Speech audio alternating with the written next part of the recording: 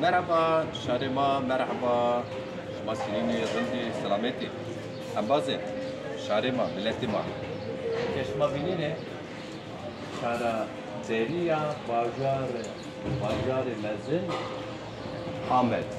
Ahmedi. Kuaringaha gel. Yani Kürtçe, Kurmancı dilinde ne güzel yazılmış. Çok güzel. Bir itirazım yok. Ama itirazımız var. Şuna bak. Şurası Diyarbakır'ın kalbi. Sanat Sokağı'nda bulunuyoruz. Sanat Sokağı'nda halk lokantası. Bir tarafa geçelim. Şura.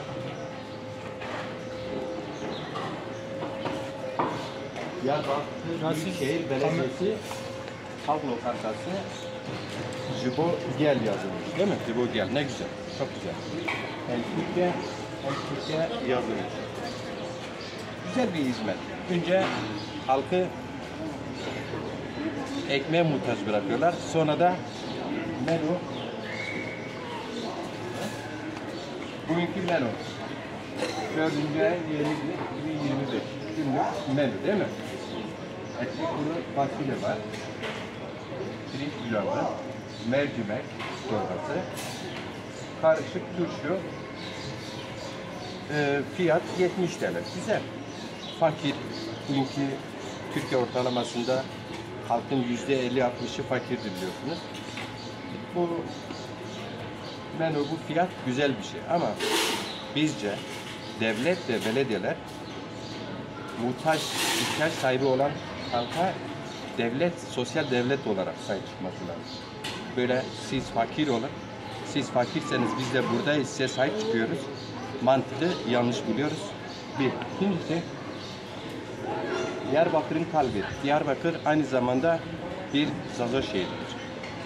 Zazo şehrinde sadece Kürtçenin Kurmancı ilçesinde isim yazmak, alan da büyüktür. Mesela Zazo'da yazılabilir. Değil mi orada? Ama orada Kuaringaha Gel yazılmış. Hem burada Jibo Gel halk için yazılmış. Bunlar güzel ama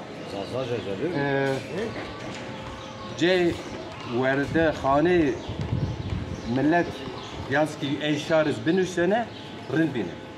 Yani mantıkı tena eveslo. Tena Türkiye Kurmancı Kurdi. Noraşniya ma ez se hemserveri Dezafar Ali Demirel